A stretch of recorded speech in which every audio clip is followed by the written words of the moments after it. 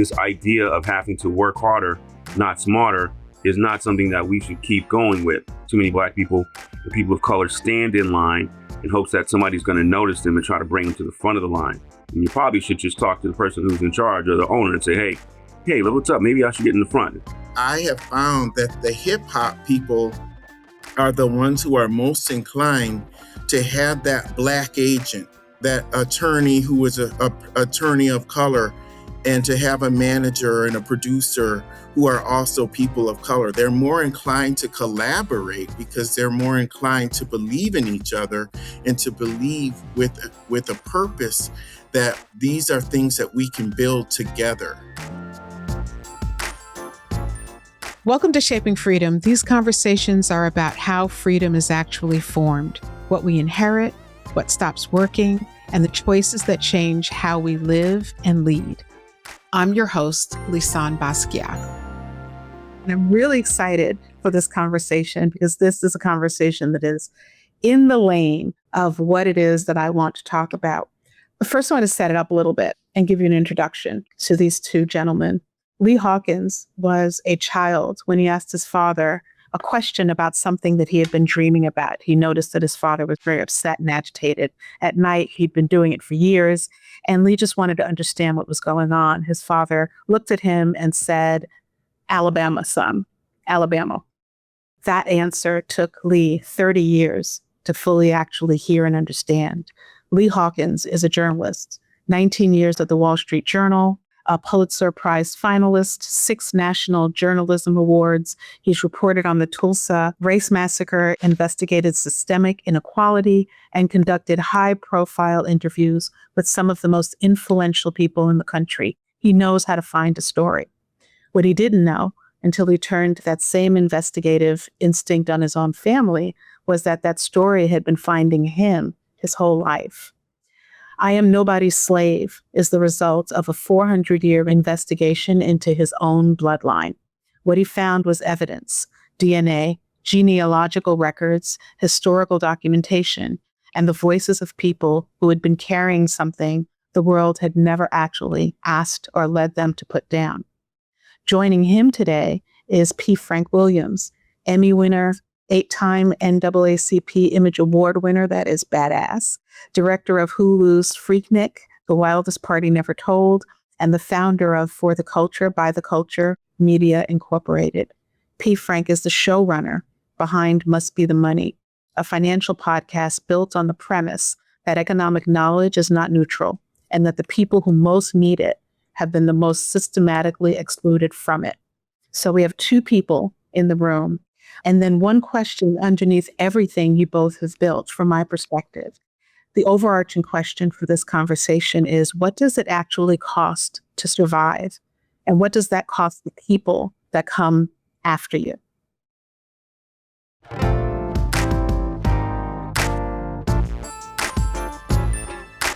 Welcome, gentlemen.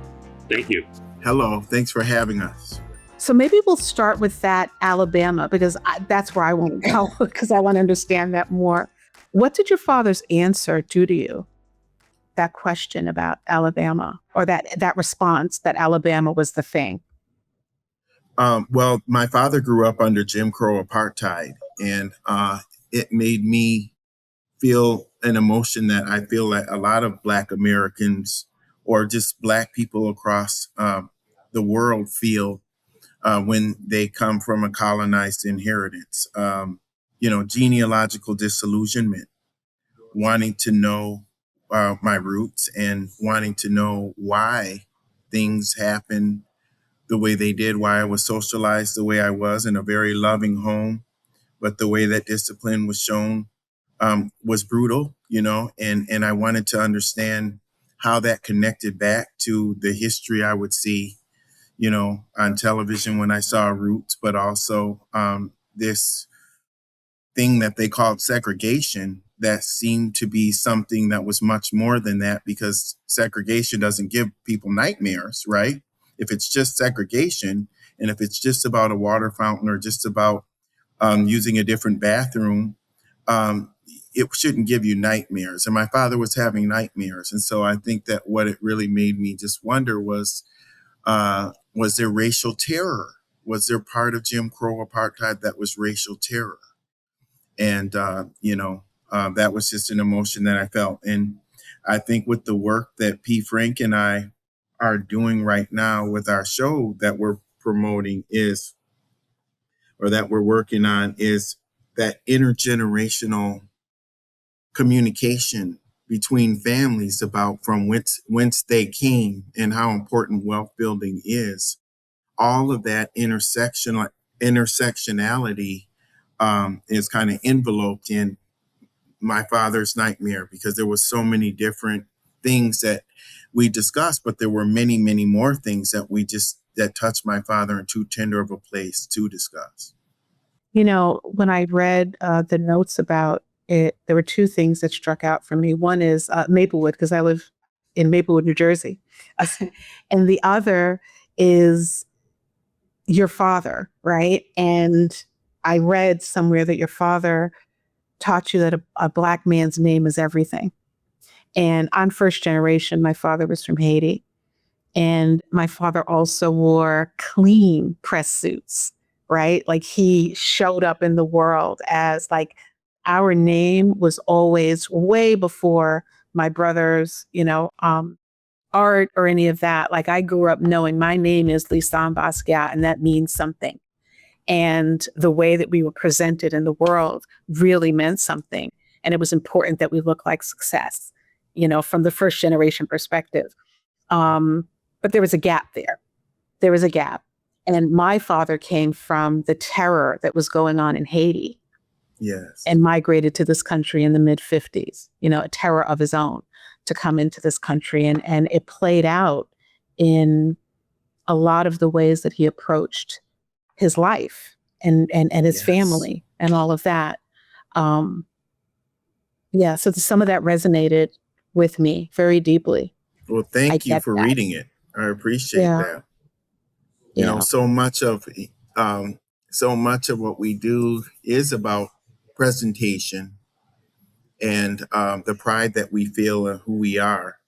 And I think it's no accident that you and your family have done so well with managing your brother's affairs in the way and keeping his name going and keeping your family name going, because fundamentally and foundationally, you were raised with that dignity.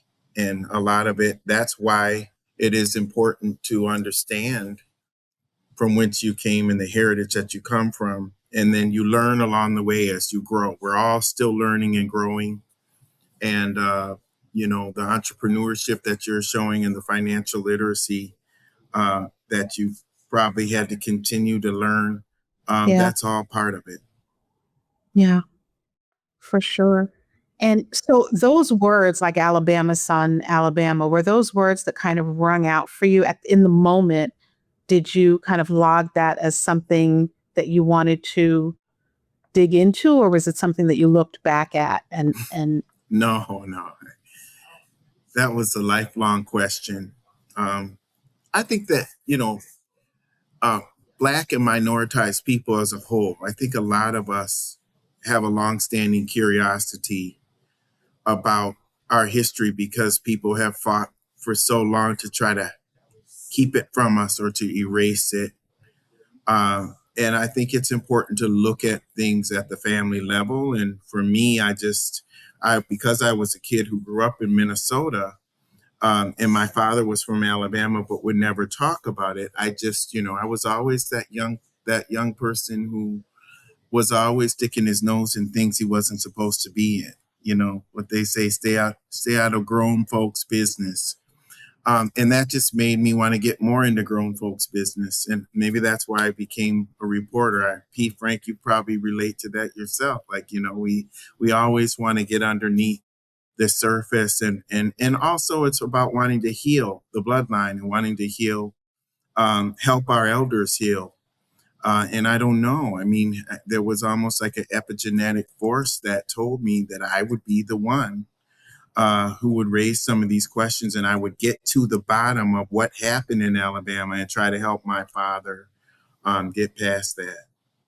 And I think that processing of intergenerational connection, whether it be, growing up in Oakland with civil rights and the Black Panther Party, that connection between Huey and Bobby and the sort of the hip hop generation is similar. We had a lot of questions about from whence we came and how we got there, how the music became a rebel rousing situation. And we could attach that directly to Huey and Bobby and what they did. And so, especially for our potential, our podcast, Must Be the Money, it's a conversation about money. It's a conversation about what happened in a different generation and why this generation needs to have a different conversation about money from people that look like them and talk like them. And so I think for us, it's important to make sure that we understand that the generation that's watching Must Be the Money, and a lot of the people who are featured in it are people who are talking about money from their generational perspective, different from what my grandmother did, who, like Lee's father, was a different conversation. So that's what we want to count on. Let's talk about how this intergenerational conversation about money, about finance, about real estate, whatever it may be, NIL, all of that. That's a big part of what we're doing. It's the intergenerational conversation.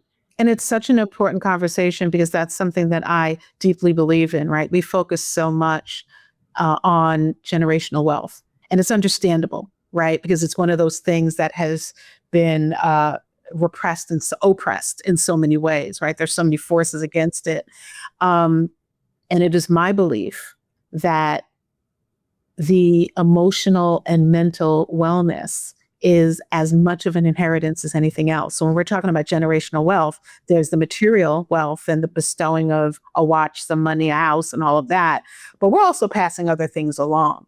And that needs to be part of the conversation because I believe that that's the undercurrent to our ability to actually generate the material generational wealth that we're looking to accumulate, acquire, and pass on. It's just as important.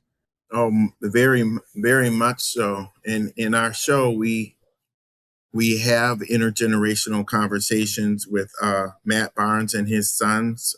Matt Barnes is a former LA Laker, and then his sons are now basketball players, and they're really the first generation in his family to inherit money, right? And to inherit this incredible responsibility of not just brands, but also, what is our philanthropic vision as a family?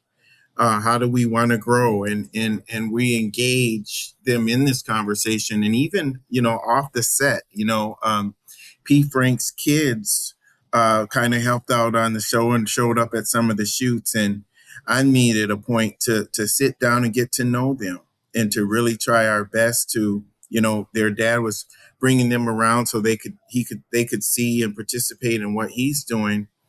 And, it's important for us to share the knowledge with the previous generation. And, the family is the first place to start. And to look at our young people in Generation Z in particular, and those coming behind, and have these conversations that they're going to need to be engaged in, because really, let's face it, they're only the second or third generation to be born equal to a white person in America, because the Civil Rights Act passed in 1964. And so, we can look at that in a negative, but we can also look at it as a positive. There's never been a better time to be Black in America, in my opinion. Maybe when Obama was president, people would argue that was a better time. But the key is, compared to those who lived through apartheid, the key is that they didn't have the opportunities that we have. In every generation, it should get better. And I see that with P. Frank and his kids, and I saw that with Matt Barnes and his kids. Yeah, and I think for me, one of the things with the show is, one of the episodes is Angie Wandu, who's the founder of the Shade Room.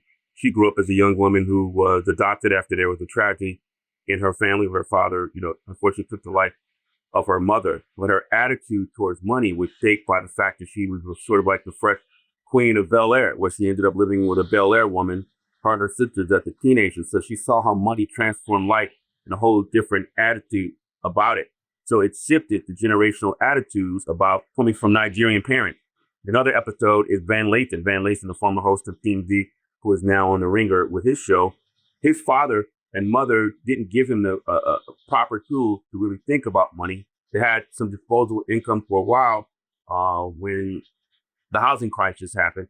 But after that, he had to try to figure it out. He's like, I only learned about money from certain programs like Earn Your Leisure and stuff like that. So this new generation, I think, whether it be my kids or whatever, as Lee mentioned, didn't get that from their parents. You know, my grandmother, you know what I mean? She put money in a mattress. You know what I mean? Sometimes she was afraid of a bank. She would know what an IRA or a 401k is if that was her bank. She didn't trust the bank. So what happened if the bank go bankrupt? You know, so I'm saying these changes in attitude.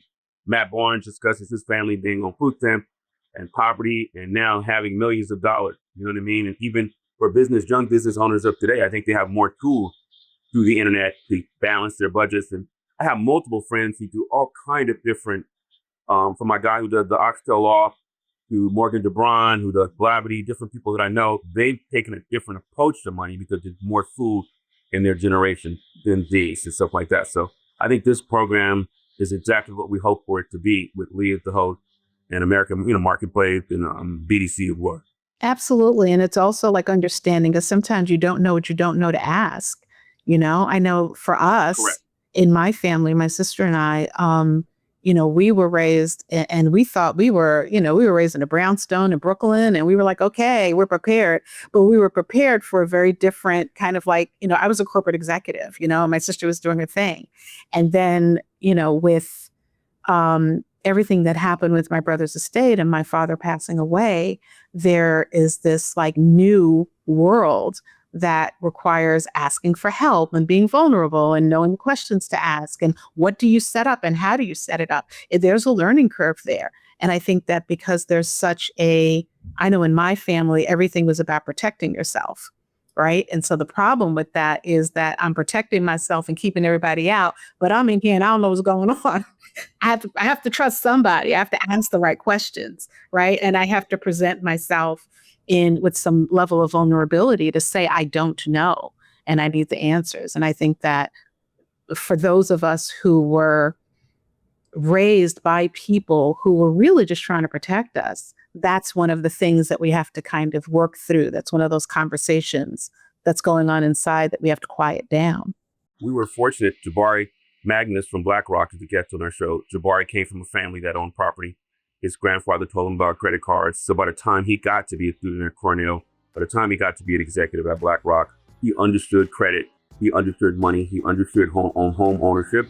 Angela Yee is another episode that's currently running now. So everybody check out my See the Money podcast and subscribe.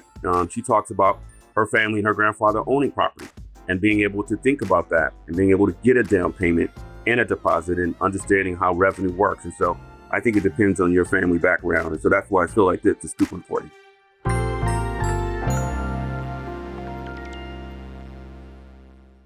We talk a lot about the legacy that we want to leave, but what about the one that we're living in right now? I'm Lisane Basquiat. I'm a board-certified NLP expert and a legacy healing strategist. I created Shaping Freedom to help our community move from autopilot to authority. Whether it's through my podcast, the Lounging with Lisane meditations, or our signature candles and journals, I provide the elite tools that you need to heal and to lead your family more effectively. Own your evolution. Visit shapingfreedom.com. That's shapingfreedom.com.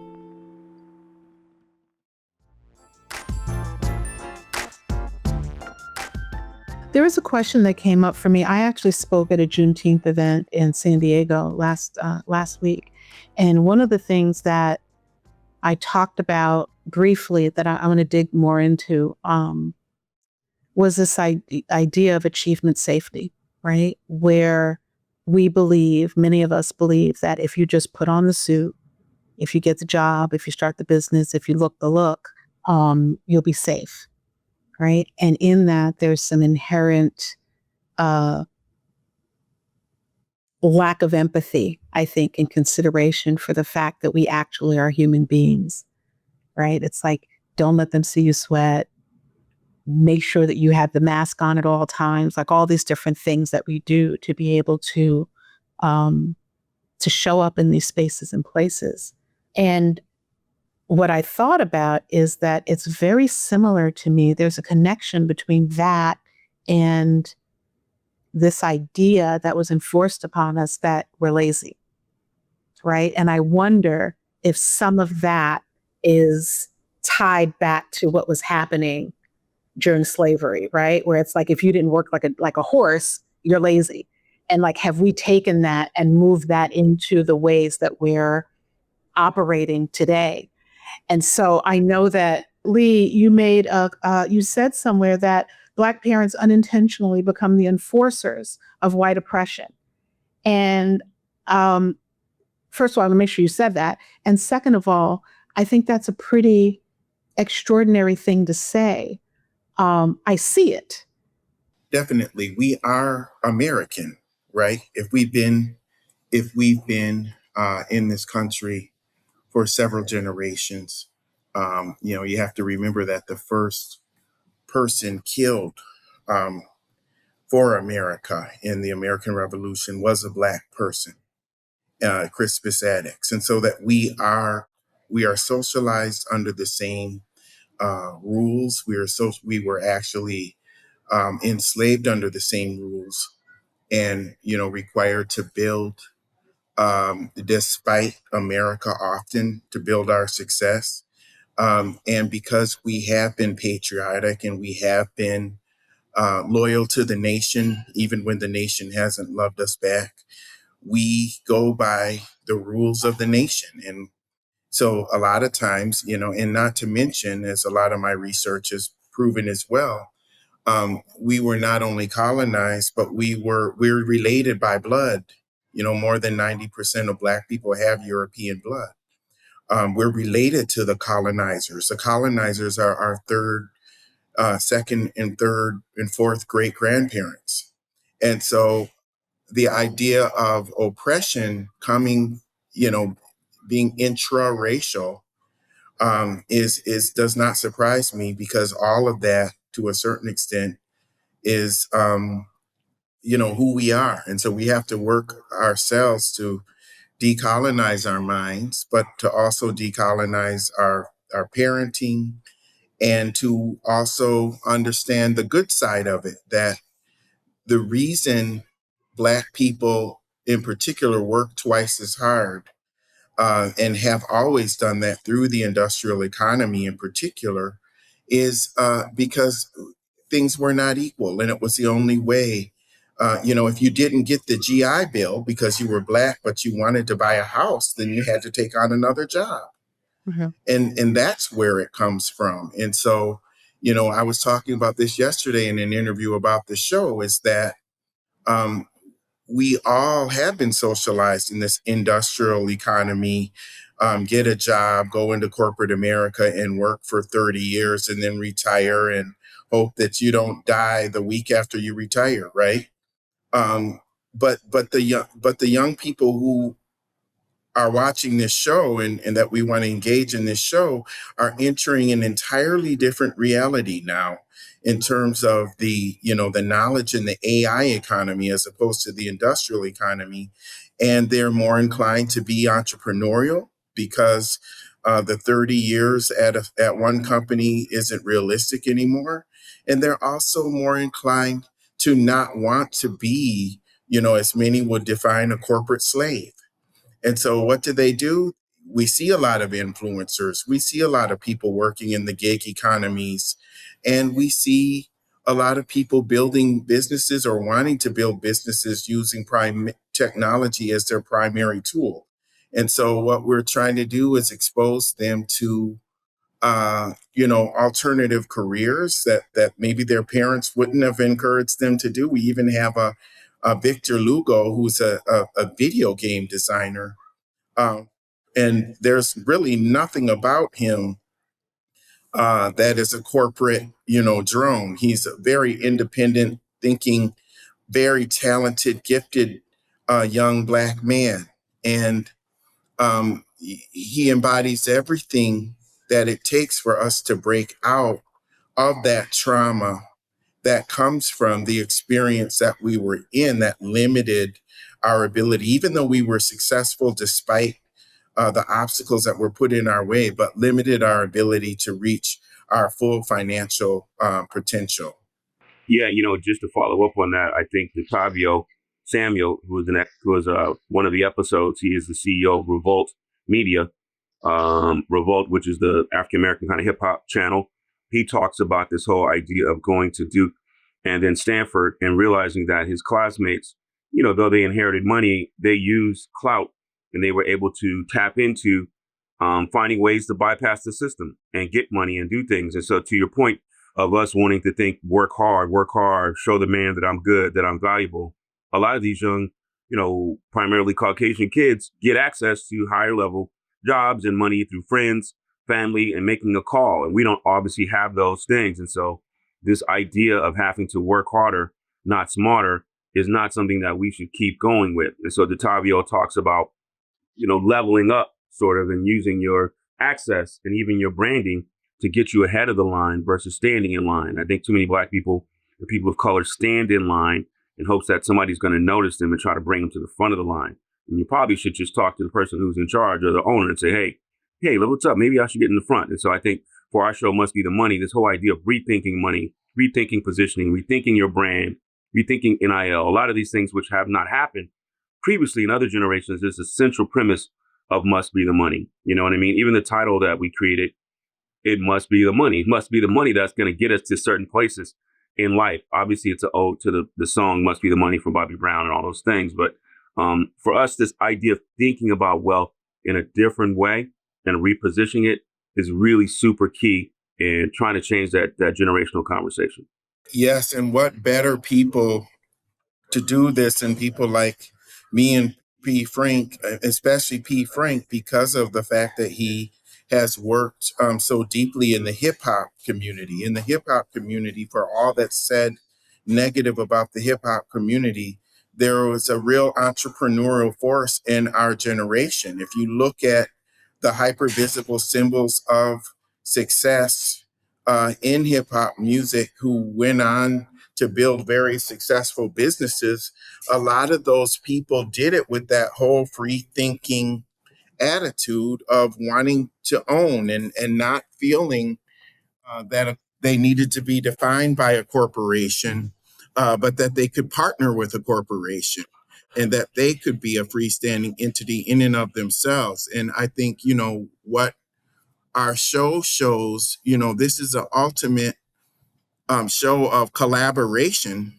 between, people of color and minoritized people to share knowledge. And I can't think of, with all of the hundreds of people who I've had the opportunity to interview over the years, I have found that the hip hop people are the ones who are most inclined to have that Black agent, to have that attorney who is a attorney of color, and to have a manager and a producer who are also people of color. They're more inclined to collaborate because they're more inclined to believe in each other and to believe with a purpose that these are things that we can build together.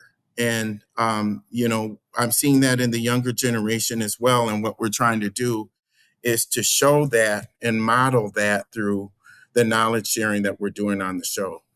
That was actually my next question for you, P. Frank. I know that you've spent many, many years documenting Black culture and then, part of your career. And now you're building this production infrastructure for a show about economic empowerment. What brought you to that? Well, obviously meeting Lee and this opportunity, I thought, because a lot of what goes on in entertainment, in production, my company's for the culture, by the culture, meaning it's for the culture and is actually done by people from the culture. A lot of times when I work on these shows, whether it be Unsung, Killing Hip Hop or Hip Hop Homicides or whatever it may be, BET Awards, sometimes the people who are in front of it, there's no people of color behind it. And so we needed to take the reins. So it's strange when I'm the showrunner and I get on the phone with, say, Fox and Tubi, and there's nobody of color telling me about a show about people of color. So it's about economic empowerment. It's also about having control over the messaging for us as people of color. And I think that that's important for an African-American production company to have produced a show like this. You know what I mean? Unsung, people don't know, but there's not a Black company that produces that show. Initially on the BET Awards, when I started on the BET Awards before Jesse took it over, there was not a Black person producing the show. So, Killing Hip Hop, the show I did with Tubi was not a Black production company. So I'm saying the point is economic empowerment behind the scenes is almost sometimes more important than the actual host or the actual content. You know what I mean? Because it's important for us to have the job, cameraman, editor, lighting. And so me giving these opportunities to people who might not normally get it is important, almost as more important than me doing it, because that's training the next generation so that they can have control over the messaging. And so when you ask me that question, it's about empowering a generation to make sure that we have control over our content. The most important thing that's happening in the world is obviously, AI and crypto and the way that money is changing, but it's also about content. Content is the most important thing that you can do because you shape the messages of how people think. The Black Panther Party, by the way, the reason why they wore black berets and they had the guns was because they wanted to show power. It was about what they were saying and what the showing is. So I wanted to make sure to your question, it is about making sure that we control our narrative. And if we don't control our money, part of the reason I think Lee and Kelly and the people developed this show, because there's too many white men telling us about our business. There's very few earn your leisures or must be the money where we get people of color talking to us about our money. But that's sort of what we wanted to make sure we did here. What is your vision for the show? Like what is where in a perfect world? Well, we want to go to the moon. Obviously, we were able to get these really hot. Yeah, we got these really great people, whether it be Andrew Wandu from the Shade Room, Van Lathan from the TMZ, Angela Yee from the Breakfast Club, Where with Angela Yee, Matt Barnes from All the Smoke. We wanted to show people of color, especially younger people between 18 and 35 and 40, that there are other ways to create your brand, control your money, do whatever it is your dream is to be. Whether you're Victor Lugo and it's video game, whether it's Angela Yee in content, whether it's Crystal McCary with sports, Detavio with content, with Revolt. I think all of these are the different ways to monetize your life and not wait for somebody else to take control of the reins. And so I think if you ask me, that's the central thesis, is control for young people of color to take control of their money. If I can ask this question, P. Frank, you've been telling other people's stories for a long time. Do you have a story that's waiting that you're planning to tell at some point or that's wanting to be told? Of course. Yeah. At some point, it's interesting to have, all of these different stories from, Biggie to Tupac to Dre to Suge or whoever the case may be to Bobby Seale. I think for me, you got to do it when it's time. And I think for me, it's coming to that time. I know that Snoop, I've been talking to Snoop and working on a project with Death Row, and Snoop was like, I want it to be alive when my biopic comes out. You don't want to be Michael Jackson per se, and you don't get the chance to kind of revel in that smelling of your flowers. So for sure, I think in the coming years, months, obviously, we want to make sure I smell my own flowers and as well grow some new flowers. So of course, at some point, we're not all Lee Hawkins. We can't be world famous journalists who our faces been blasted all over the world. Some of us are behind the scenes, the little people, with the cameras, and when they edit bay, making Lee look good. So maybe one day I'll be able to have my presence like Lee. We'll see. Okay. Well, that's funny. That's funny. That is funny. And I will say that there is such power, and I'm learning it more and more. And it's just like being revealed to me how important it is that we tell our own stories, that we tell our own stories, that we tell our own history, that we put it out there, because we're the ones who know. And the story that you don't tell is up for grabs for anyone else to tell on your behalf. Well, you got a president right now who's trying to reshape history and alter real fact. There's a president who's really trying to get rid of slavery, any kind of diversity. So he's really trying to rewrite history as if America was a beautiful place with flowers and roses and Black people were treated like kings and queens. And we know that's not the truth. So. Mm-hmm. Yeah. So I think it's so important that as many of us as we can tell the story, get it out there, because at some point they're going to unburn the books and bring them back out. And so I want to make sure that that's out there. Is there someone whose story you've really wanted to tell that you haven't got a chance to, other than yourself, other than yours? There's a few. I have a project with Busta Rhymes, which is his documentary about his life, and that's in the mix, which is at a network now. My ultimate story, though, is Roger Troutman. I'm not sure if you're familiar with Roger Troutman. Mm-hmm. More bounce to the ounce, computer love. I want to be your man. California Love. And so I produced a show called Unsung, and I did a lot of episodes of that show. And Roger had a really amazing life. He was the fusion between funk music and hip hop. And so a lot of the hip hop artists sample him, and his family was almost like the Jackson Five of the Midwest of Ohio. So I'm not sure if people know this. They did More Balance and the Ounce, Computer Love, all those songs, but they also were one of the biggest landowners in the state of Ohio in the 80s. They built more houses than the actual government. And so I am looking to try to get this show, this series, out in the mix. I've been talking to the Trotman family because I did produce that episode. And Snoop is on as a executive producer and playing Bootsy. I got Reggie Hudlin, a bunch of other people. So that's my baby. I've been babysitting her for a while. And, I just got to say, before we put a button on it, a friend of mine, Jesse Collins, who produces the BET Awards, the Grammy, blah, blah, blah, different things, he always wanted to tell the New Edition story. And so when I was doing the BET Awards, maybe 2010, 11, or 9, every time I would go to the printer while I was working on the show, there was a New Edition script. Years and years and years and years. And then maybe, I can't remember, it was about 10 years ago, 7 years ago, New Edition story came on BET and was a humongous success. So sometimes it takes a while. And so though Jesse finally got that on the air, he had that in the mix for like 10 years. And so I want to make sure, whatever your story is you want to tell, whether yourself, other people, also working on Elaine Brown's story. Elaine Brown was the first woman to ever be in charge of the Black Panther Party. And so she is a crazy story. Alicia Keys was supposed to play her. So some of the stories that I've been working on, hopefully we'll see the daylight. This is my last question for you, because of your time. What has surprised you most about your career? Well, that's a really great question. You have to actually lead that question too, because I would love to hear that. Oh, wow, that's a good question.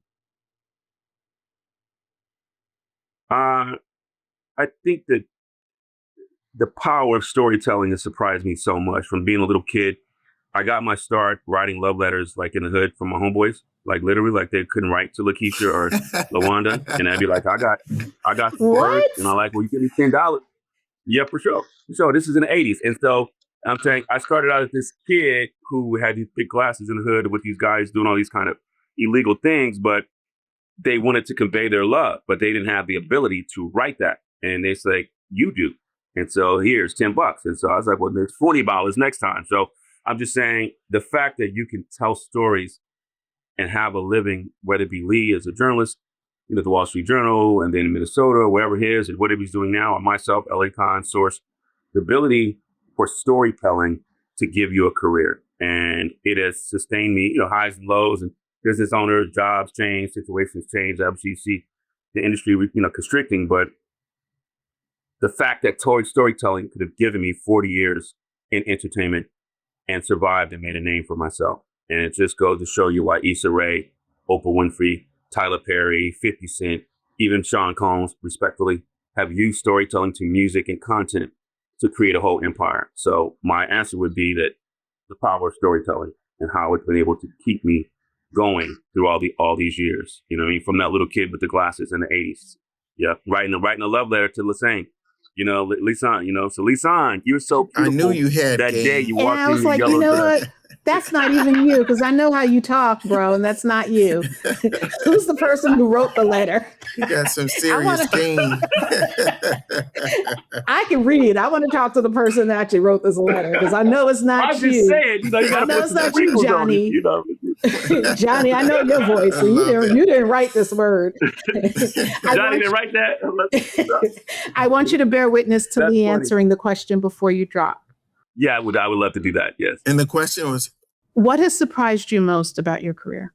I think by far that I was able to succeed after leaving the Wall Street Journal, because I was there for 19 years.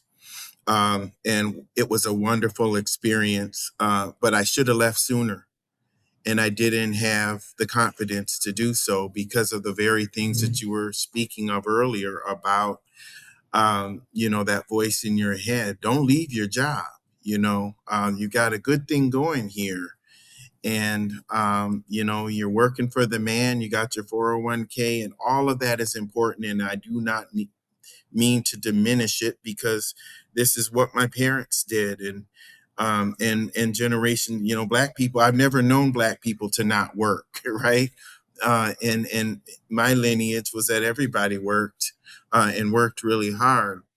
But the idea of going out and being able to create content that I felt had, both altruistic and capitalistic merit, and the ability to not see a distinction between the two, that I could do things uh, that have that deal with social justice and still be able to make a living at it.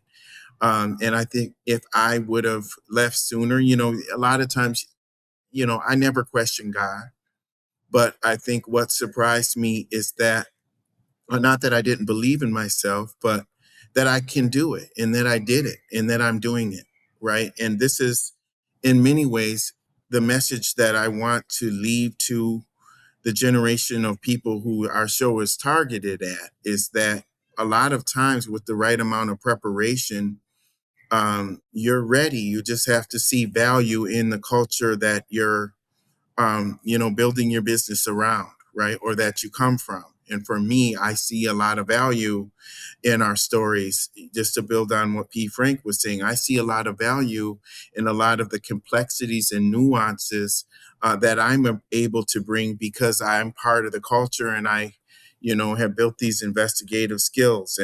But if you would have asked me, 15 years into the Wall Street Journal, if it was smart for me to leave, I would have said no. And that was actually probably the time where I probably would have been able to do better than I thought. And so that surprised me the most, the fact that I have been able to have so much success after cutting the cord and moving out and working, with people like P. Frank and Kelly Silvera, and believing that all of these people would believe in me, and that we could work together to do something special.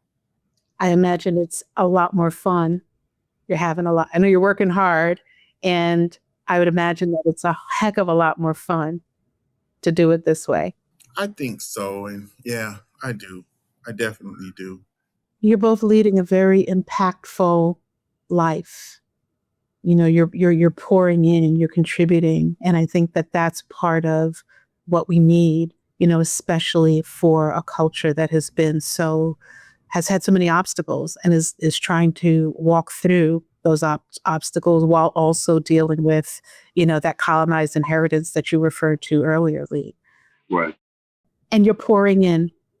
And I think that is noble and beautiful, and such an act of love for the culture. And thank you. Yeah, the burden is the gift. The burden is the gift. When you really think about the fact that we, from whence we came, and how every generation has to get better. But that's part of the gift as well, is that we do survive. We don't just survive, we actually thrive. And the opportunity to then share that with the next generation is really the gift. That's my intention, is to move us from survival, as many families as we can, from survival into thriving, into joy, because that survival lens is a lens that was very appropriate for a fight or flight situation at a particular time. I'd love us to shift into joy, shift into being able to listen to God's word, and kind of, moving in that direction, because I believe that that's why we're here, right? And I believe also that starts with the intergenerational healing, cleaning some things up, and getting clearer about the ways that we're showing up, and how the historical context is running rampant within our lives, and within our families, and within the ways that we're communicating with each other. Because I think that's how we get to must be the money. That's how we get there. Right. Fantastic. Yeah. Thank you. Thank you. Well, I thank you so much for having me on. I appreciate it. Definitely check out Must Be the Money on Spotify, YouTube, Instagram, Facebook, TikTok, all of those places. We had a great season. Angela Yee is running right now. Van Lathan's coming up. We had Tatavio Samuels, Matt Barnes and his son. So it's a really great run. It's aimed at young people of color and a conversation about money. So we appreciate it. Thank you so much. Appreciate it. Thank you.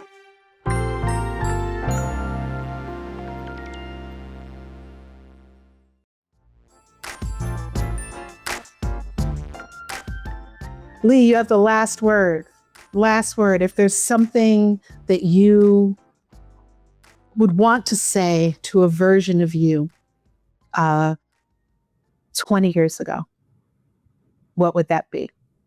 Well, I think it really builds upon what you were saying about intergenerational trauma, healing, and resilience, right?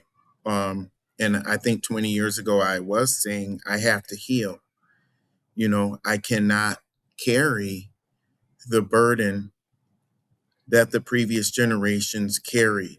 The idea that there's a lot of beauty in what we inherited, but that's the goal of improving the bloodline, is to take the parts of the generational cycle that are toxic, and put them to rest and carry the good parts forward. And so I think 20 years ago, that question ringing in my mind, what happened in Alabama, was what made me go into to trace my family history 400 years to answer the question about what happened in Alabama. And what I found was that so much of the past influenced the present, and still influences the present. And having that awareness has changed me profoundly. I was in Niagara Falls probably, several months ago, and I went to the Underground Railroad Museum, and they had an exhibit about Harriet Tubman.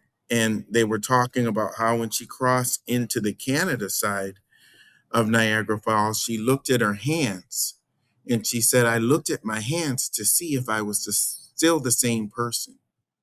And that is what I did after I wrote my book. And I looked at my hands, and I was not the same person.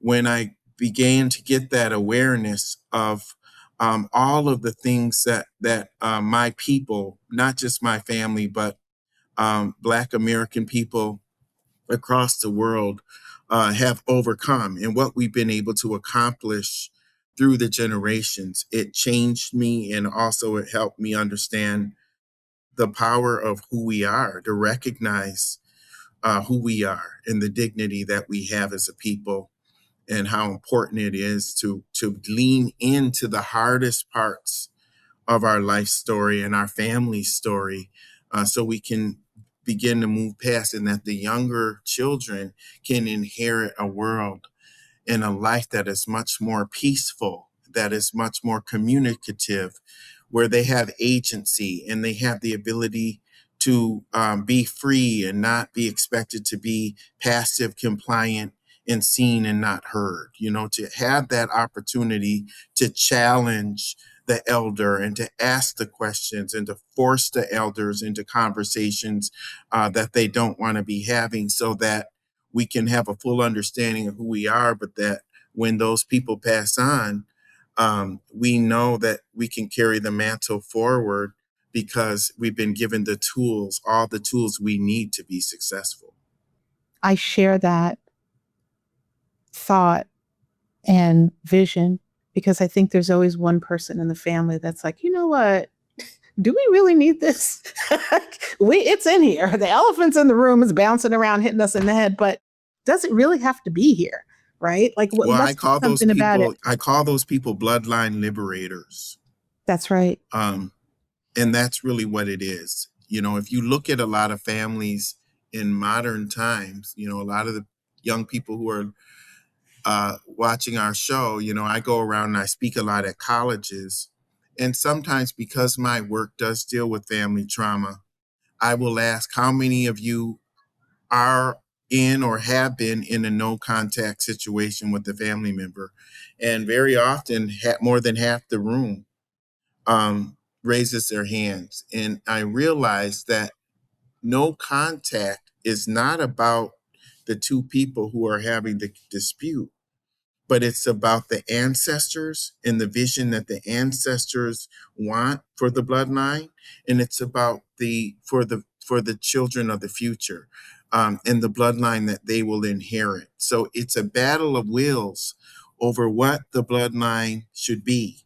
That's right. And and this is so important, and this is why when you look at not just Black Americans who are foundational to America, but Black Americans and people, other minoritized people of color who are immigrants, um, that's important when you look at them, when you look at those generations before who were pressing people to assimilate, don't learn the language, forget about the past, but then as people get older, they begin to be very curious about their language and their culture, and having that solid foundation and that root into who you are is very critical to your self-actualization. That's right. And so this is, and doing that as a family is like so critical. Yeah. You have to go in. You have to go in, and I know that you know this. I mean, the conversation that we've had about Must Be the Money, I know that I mean, I would love to interview you because I know that there are so many different experiences that you've had in dealing with a posthumous brand, and how important it is to manage it, but also to protect it, especially of a young erudite, the young powerful Black man that your brother was, and who your brother was, and how the tremendous responsibility that comes with that, but also how the dynamics of the family, and the things that families are learning on the fly as they go, these are, if we are the first or second generation in our families to have equality, the level of equality on paper as a white person, then that's both a tragedy and an opportunity. But that opportunity means so much that we don't have a lot of time as Black people to mess around, right? Because we have to seize these opportunities and to lift up the children and to empower our young people. But part of a lot of that is exactly what you said. We have to understand how the mental health and the emotional piece fits into the financial piece, because if you are not mentally and emotionally stable as a family and communicative as a family, that can have catastrophic implications on the ability to pass down the wealth. And we've seen this many times. Even in when you look at the modern Black athlete, what are they expected to do the first thing they sign their contract? Take care of people. Buy their mother a house. Take care of people. Take care of Right. people. And so what does that say? Well, that says, okay, first of all, so then that means a mother doesn't have a house.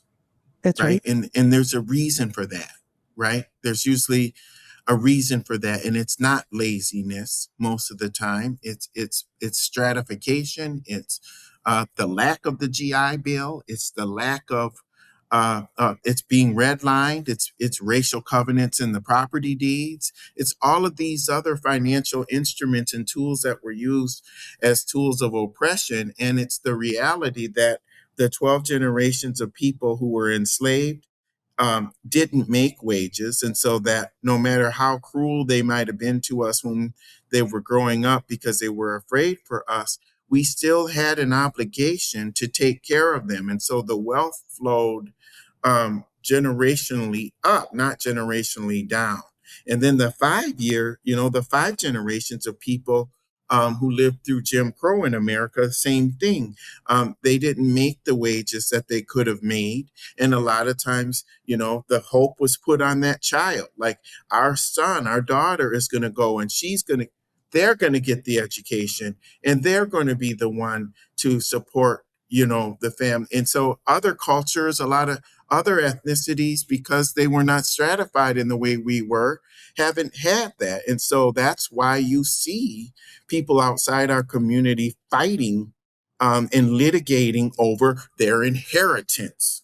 This is my inheritance, and I'm entitled to this. And I will sue my brother for 15 years over my inheritance. But then if you open up a conversation about reparations, they'll say, well, just get over it. And so, What are you talking about? right. And so, but we know inheritance and the way that generational wealth is still dealt with and transferred is psychological, it's sociological. There's so much depth in that conversation. And I feel like you're one of the few people on the planet who understand that from the standpoint of a Black American and a proud Haitian lineage woman. Thank you. Thank you for seeing that. And I think that, and I agree with everything that you're saying, someone has to make the decision that we're going to do things differently. And I know that for my sister Janine and I, we both in our own respective worlds made some decisions about what we were going to bring forward very consciously, right? Because we all get good and bad. Like there's great things and then there are things that, you can kind of leave behind, right? And we both made those decisions. And I will say that there are things that my children who are adults will never have to experience. They don't even know it's released. And my grandchildren, I have a 20-year-old, almost 20-year-old grandson and a 9-year-old granddaughter, Xavier and Emma. Whoa, okay. Yes. You're doing something right. I'm doing something. But I will say this, there are things that those two, not even nowhere in their orbit. And so the more that you can release things, and you don't have to boil the ocean, like it's not just work on you.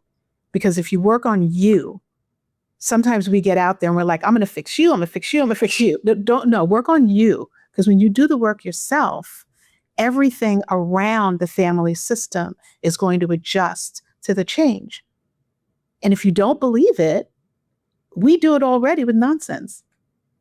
Right? That relative who's like, listen, we only walk down the left side of the hallway. Okay. And everybody kind of, we all walking down the left side of the hallway. We know it doesn't make sense. Right. So if we can do that for some of these things that are not helpful, we can absolutely do it for others. And I just wanted to add this one quick thing.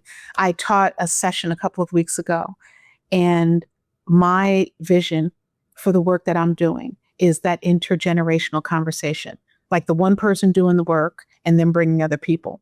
And there was this woman who sat in the room with herself and her 2 adult daughters. And I could barely contain myself. I was so happy because this is a woman who had been doing the work with me for some time.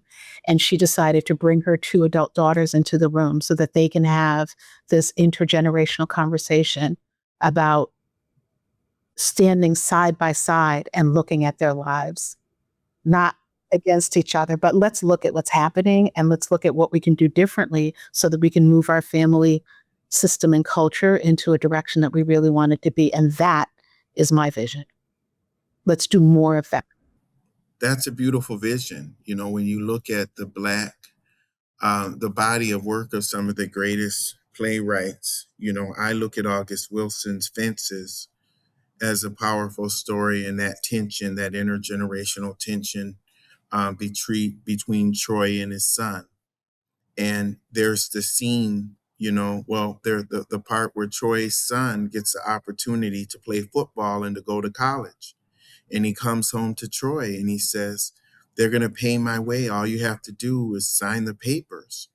And Troy doesn't want to sign the papers because he says those white people are not going to respect you, because Troy himself was a Negro League baseball player who was just a bit short, a bit before Jackie Robinson, and didn't get his opportunity. And so he both, wanted to protect his son, but also loathed the opportunity that his son had.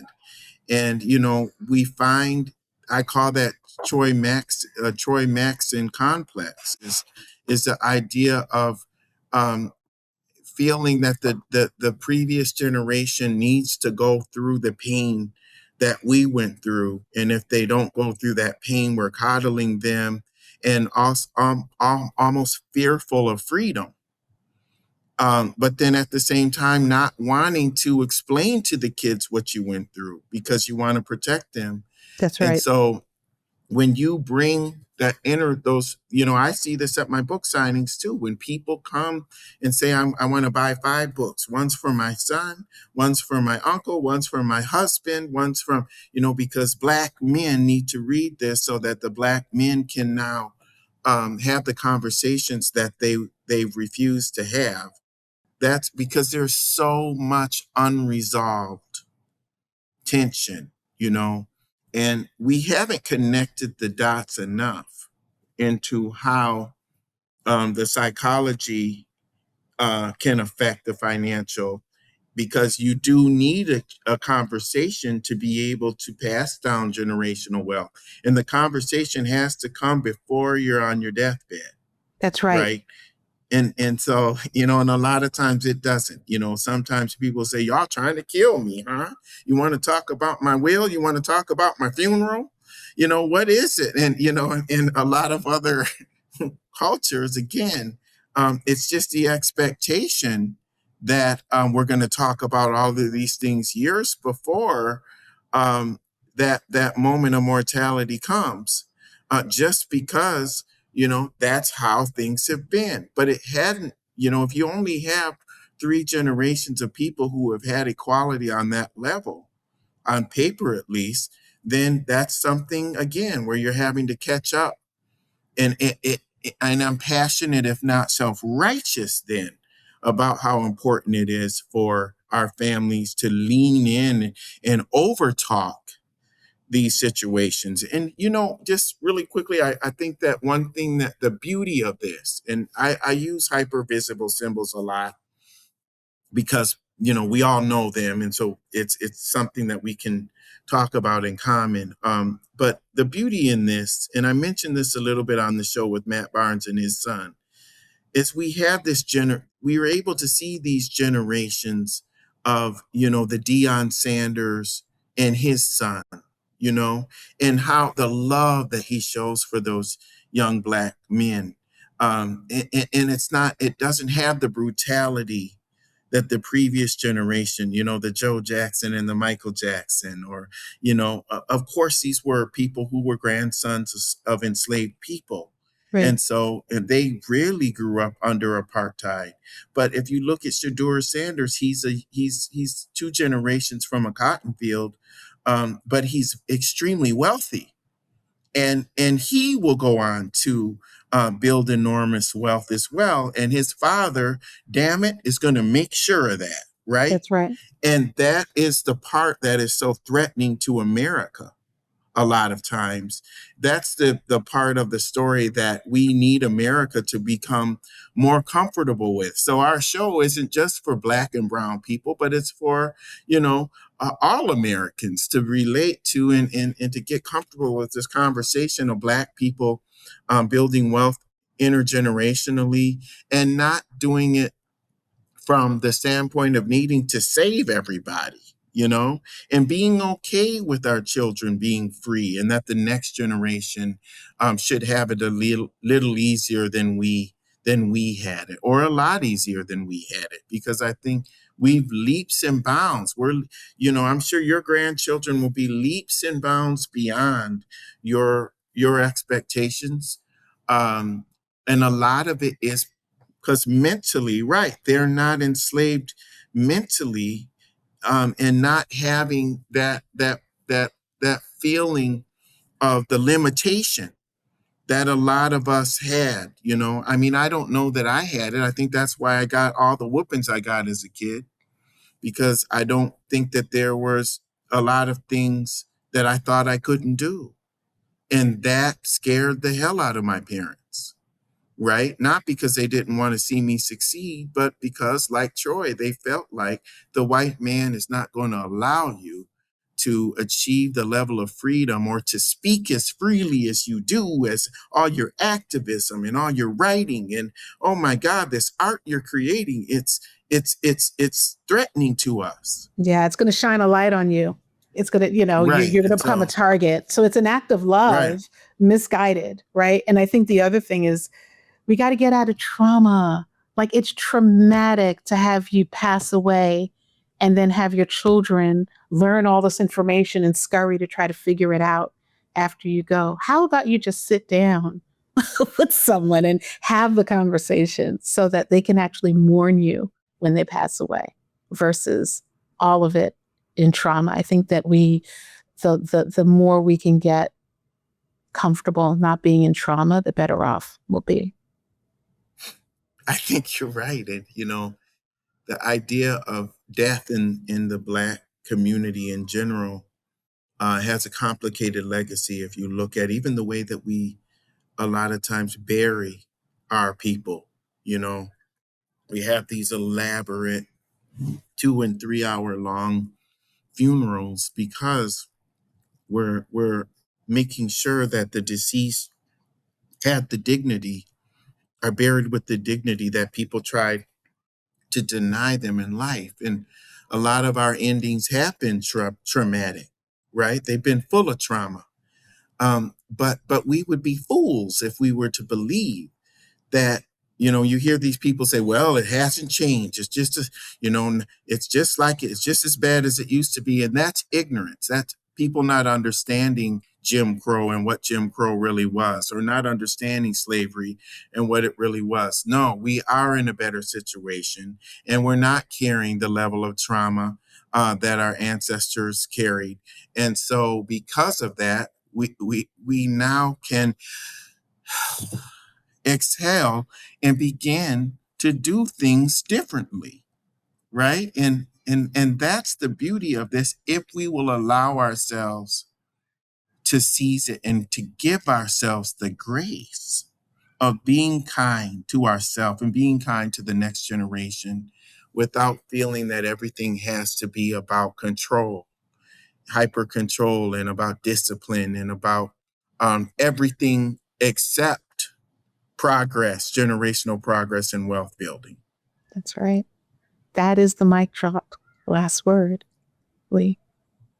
Well, thank you for having me. And I hope, again, I really hope I get to interview you sometime, because I'm sure we could talk all day. Yeah, and I would love to be interviewed by you. Okay, great. Well, we will set that up. That'd be great. Yeah. Because it's not all men on this show, right? It's not all men. So it's we want to inspire the young ladies as well, and they need to see people who look like them being successful. That's right. And I believe we need both voices in the room. And as divided as we are, we need both voices in the room, Well, Lee, thank you so much for this conversation. Thank you very much. And thank you to all your listeners and viewers.